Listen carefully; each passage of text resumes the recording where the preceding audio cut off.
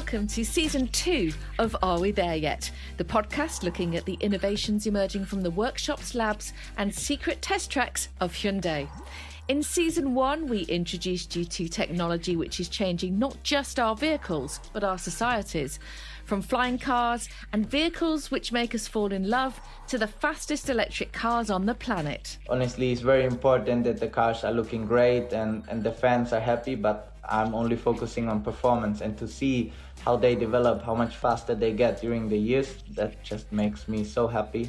And in Season 2, we'll be discovering even more amazing things happening in the world of motoring. I'm Suzi Perry, and this podcast comes to you from Hyundai Motor. For our opening episode of the new series, we're talking to two people who are dedicated to health and safety of divers across the globe and are raising awareness by completing the first European sustainable tour run in the diving industry, travelling 25,000 kilometres across Europe in a Hyundai Konu Electric. From Divers Alert Network Europe, we have Alana Alvarez and Manuel Bustelo. Welcome to you both. I'm so excited to talk to you. Where do I find you?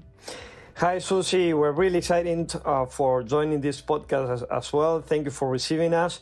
Right now, we're in a beautiful hotel room in Helsinki. We just arrived yesterday. Oh, fantastic. So how far into the journey are you?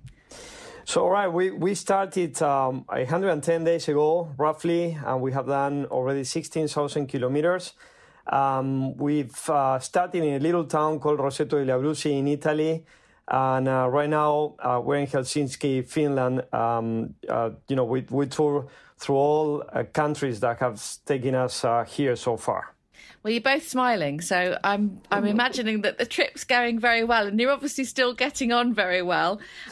Let's get into your amazing trip and the wonderful work that you're doing. But first, I'd like to hear a little bit about you both and about Divers Alert Network more generally, please. So, Manu, let's start with you. I've heard that you're a mountain bike record holder and a scuba diving master, and this isn't even your first electric vehicle trip, is it?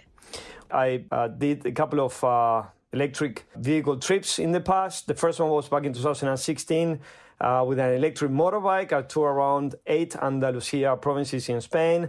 And then in 2018, I joined a group of 4 different electric vehicles, and we did a road trip from London to Nordkapp in Norway. Alana, I'm sure you're not going to be outdone by that. I know you're also an avid scuba diver and a keen conservationist as well. Well, yes, Suzi, you got that right. I love scuba diving. I've been a DAN Europe ambassador since 2018.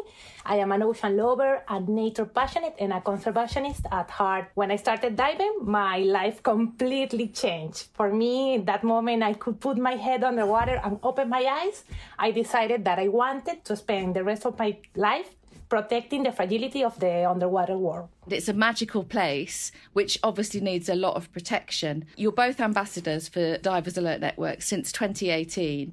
Can you explain a little bit more to us who exactly DAN are and what they do, please? Divers Alert Network Europe was founded as an international non-profit medical and research organization which is dedicated and has dedicated all these decades to the health and safety of divers. It is very important to mention that all the income that we receive from the memberships is reinvested in medical research, education, and ocean protection activities or initiatives nowadays. So we do have about 100,000 members that they are insured by Divers Alert Network, 365 days a year, 30 days per month, 7 days a week, 24 hours a day.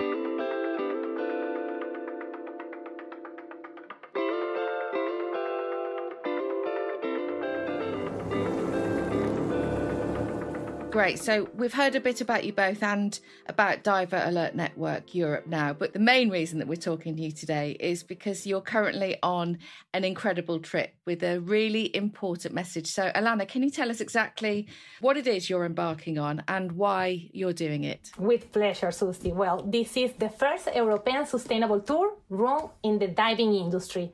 We'll be traveling about 25,000 kilometers across Europe in an electric Konu. We started this amazing journey on the 8th of June on World Oceans Day in the central Italian town of Roseto delle Abruzzi, Italy. Since then, we have been meeting with stakeholders along the way, institutions, policymakers, like-minded corporations, and the whole diving community to address three major ocean threats: increasing CO2 levels, plastic and chemical pollution, and loss of biodiversity. We have three main goals by doing this: is to promote sustainable lifestyle and mobility to European citizens with a sensitive approach, of course, to the diving industry and to younger generations, to promote business already working on sustainable products or services, and to visit public and private organizations leading European sustainable movement and policy making to better protect our oceans. And why is it that DAN are specifically so keen to be raising this awareness? Well, Suzi, DAN has been recognized, as Manu said, worldwide for the contribution its medical research has made to the diving community. The foundation has been a meeting point over the years for what is a priority for every diver, which is safety. We have a wide network of divers who are members of the organization, and we wanted to use that power of outreach we have to do good and to speak to the diving community so that we can also join forces in protecting what is our playground. Since the Industrial Revolution, the oceans have become 26% more acidic, and this is directly related to CO2 emissions. This completely alters the biochemistry of the ecosystem. And of course, that problem can only be corrected on land by changing our lifestyle and moving away from fossil fuels. Yeah, it's an incredible idea that you've had, and it's an incredible tour that you've taken so far. So where will you be going? And in line with what you've just said, Alana, you're going to be meeting some key Hyundai figures along the way as well, aren't you? Yeah, that's correct, Suzi. So yeah, we've been already 110 days on the road, and we've been fortunate enough already to meet, some key figures, as you mentioned. We love the meeting that we have with Bertrand Piccard in Lausanne, with whom you have interviewed him actually in the past. He's great, isn't he? He's great. Yeah, he's great. He's very kind and he's very inspirational. So, we spoke about, the non-profit Solar Impulse Foundation, as well as the great view that he has about making sustainable a profitable endeavor, and that's a really key point that we have used in continuous talks with most of the private companies that we have met along the way. Then, secondly, we met in Frankfurt at Hyundai headquarters, European headquarters, with Michael Cole. He's a great leader and very outspoken person. We discussed about the present and future of sustainable mobility and all the excitement that there's around that in Hyundai, as well as our own excitement to hear great news. We reached the Health Disease offices in Amsterdam, where we join cleanup activities, Health Disease being such a great partner of Hyundai.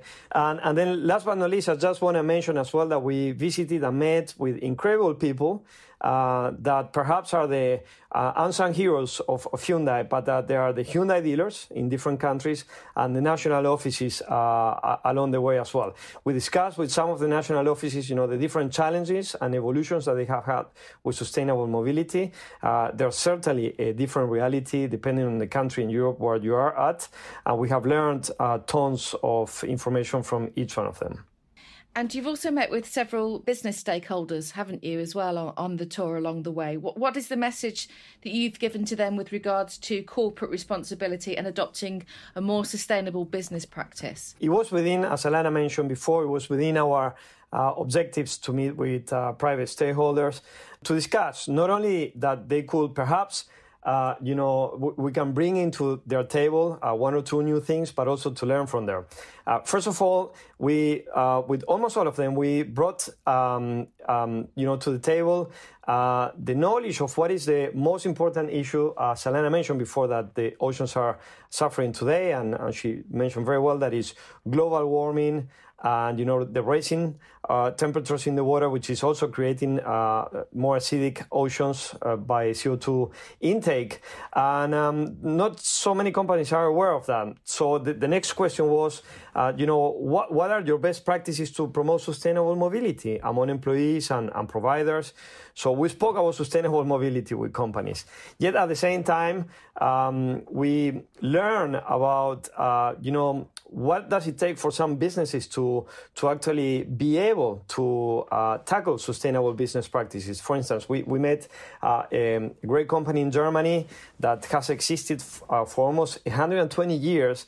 And, sometimes it's difficult in the mind of regular citizens to understand that the first thing that the company needs to be and needs to have to be sustainable is to be profitable. If you're not profitable, you can no longer stay in business, and then you have no power to change things. However, it is also very important the way you do things. So you can be profitable doing harm, or you can be profitable solving social or environmental issues. So that was the third main topic that we touched, and it was to learn and understand better how are they transitioning from corporate share responsibility to corporate share value, which is to create economic value out of solving environmental and social problems.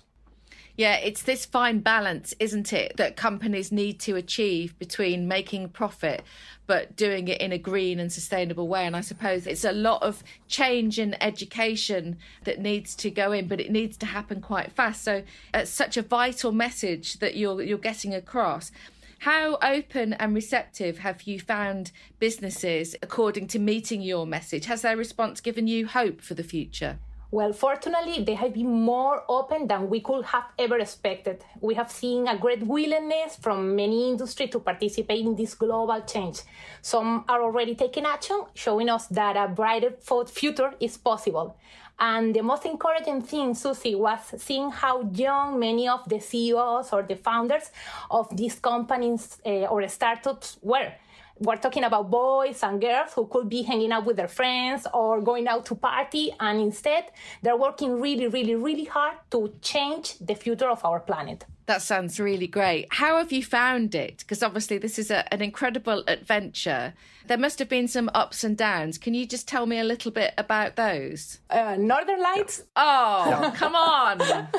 Exactly. Northern Lights, Scandinavian landscapes, they are breathtaking, and you got the roam to the free to roam in those countries, so you can camp almost anywhere and sleep under the stars. That has been amazing. Okay. Orcas, whale watching. That's right. Also underwater world in Scandinavia. It was the first time for us to scuba dive in cold waters. We had excellent dives all over Norway, and we're going to dive tomorrow in Finland, by the way. There's one very special place in Norway called Solstrømmen, where there's the strongest whirlpool in the world. So we had to jump into the water before the whirlpool actually was, running up and down the channel. Great dives over there. And I have to say, another app has been listening to all of your podcasts. Yes. From Are We There Yet? Since we started the tour. Really? Oh, thank you. That makes me very happy. Well, I guess you have time. So.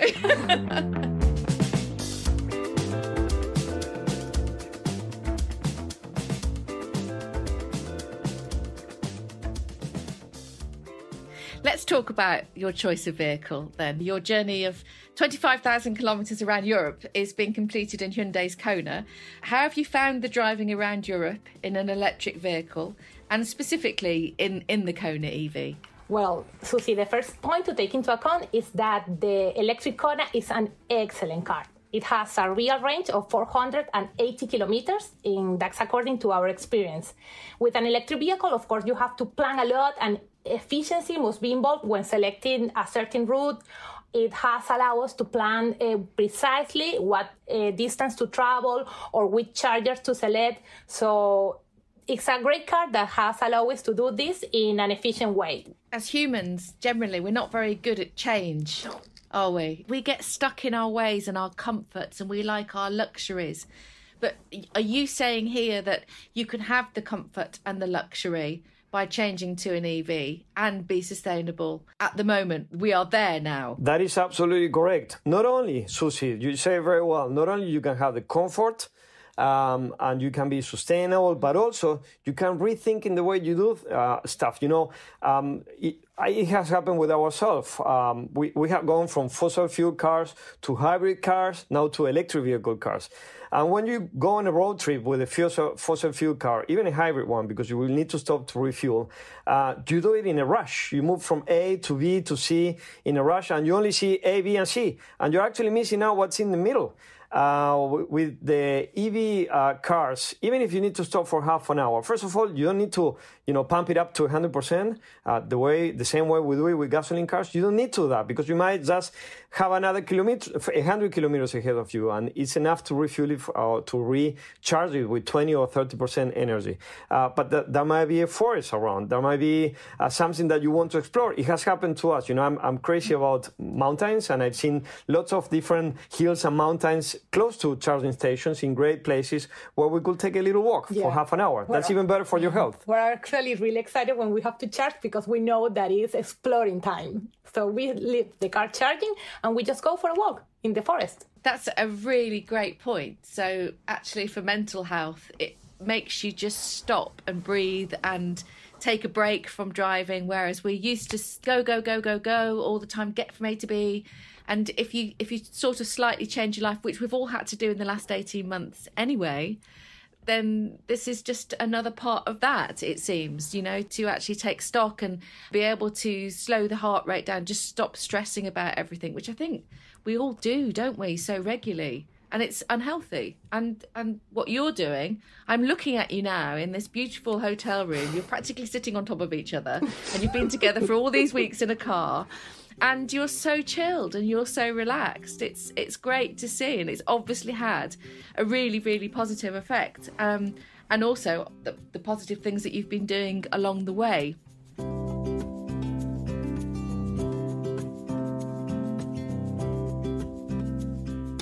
Now, guys, in this podcast, we're asking, are we there yet? Clearly, from talking to you both today, whilst we're well on the way in terms of electric vehicles and sustainability, there is still a long way to go, isn't there? Yes, it is still a long way to go. Again, everything is relative. But if we want to have a healthier planet, and in particular a planet where the impact of humans does not necessarily mean that we destroyed our house, planet Earth, that we destroyed our oceans, and in particular that we destroy even parts that we don't even know. For instance, there's the deep seas. It is said by science that we know more about the moon than we know about the deep seas that we have on planet Earth. So we have to be very careful when we are planning to, for instance, do deep sea mining or activities that they might get involved with new economical activity in places where we cannot control, the impact that we as humans have. Because the more damage we produce is the more that we are going to affect all the other living things that live on the planet, from trees, forests, to all marine species that are living in the oceans, which are already very much affected by our own activity. So we're certainly not there yet. However, as Alana said before, we're very hopeful. We've seen great, involvement from the private sector. We're seeing it as well from the public sector. And Hyundai, it is a great example of that. Looking specifically at the automotive and mobility section, what role do you both see that it has to play in creating a more sustainable future? How far do you think it's come,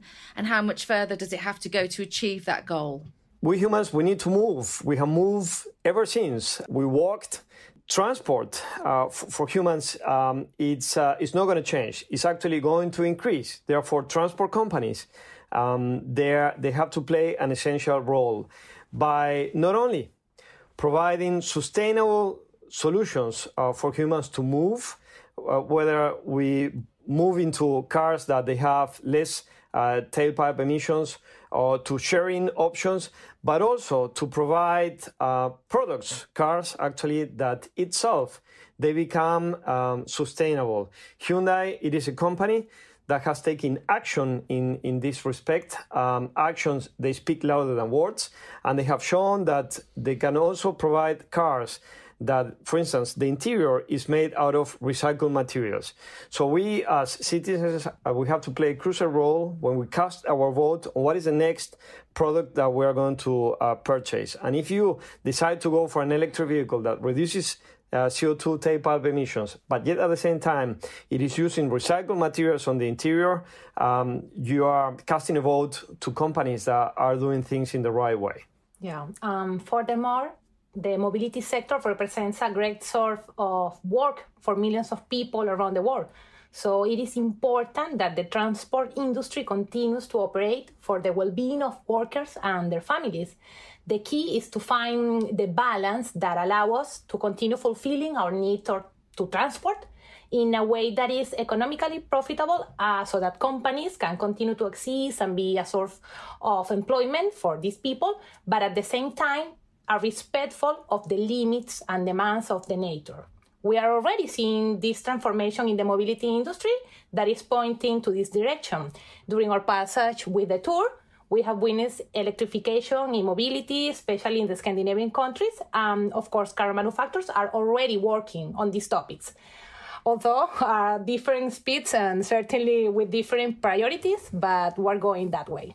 And you touched on it, I think, Manu, as individual citizens to become more sustainable in our everyday lives. Can you just give us a few pointers there before we say goodbye? Yeah, certainly. Alana, would you like to mention? Of course, if we want to achieve change, we must all get involved. Here are some examples and simple ideas that people tend to underestimate. But we need to be efficient in our daily consumption. I mean, with everything. Don't waste. Eat only what you need. Turn off the lights when you're not using them. Don't let the water run unused. Things that experts have been telling us for decades to do, but as a society, we're still not committing to doing. Every time we purchase something, we are casting a vote, as Manu said. We can choose the apples that are already in a plastic bag, or we can bring our own reusable bag. You have to educate yourself, you have to ask questions and find the origin of what you are buying. Then choose wisely according, of course, to your possibilities. And last but not least, if you have some extra time, learn to scuba dive. You will discover the 70% of the beautiful planet, and of course you will not regret it. And we can ask the kids to talk to the politicians. Maybe they can learn something from the kids that seem to know what's going on out there. In terms of, are you two there yet? How long have you got left on the trip? Where are you off to next? All right, so we're not there yet. No. We still have 7 countries ahead of us before making it back to Italy. We're very excited. We're going to pay a visit to Hyundai manufacturing plant for Konu Electric vehicles in the Czech Republic. So, stay tuned for that one. We're really looking forward to that. And last but not least, we're not there yet, not even this year, because fortunately we have received already requests from countries that were not included in the tour to make Sustainable Tour 2 and even 3. So we still have plenty of years ahead for more sustainable tours to come. This is a show. It's become Series 2 and Series 3. This is fantastic. Well, congratulations. Is there somewhere that we can follow your journey on social media or anything? Where can we see where you're going and what you're doing? Of course, Suzi. We have our website that is sustainabletour.eu. You can also follow us on Dan Europe Instagram account, that is Dan Europe, and our personal Instagram and Twitter, that is Manuel Bustelo and Alana Gabriela. Wow, it sounds like there's a lot of information and fun to be had following you guys. It's been really fascinating talking to you. Thank you so much for your time. Good luck with the rest of this trip and future trips. Thank you, Suzi. Thank you so much. If you're excited by electric vehicles, sustainability and the projects that Hyundai are leading, you can find out more at Hyundai.com. And make sure to follow or subscribe to the Are We There Yet podcast from your usual podcast provider. It means, of course, that you'll never miss an episode. Thank you so much for listening. Goodbye.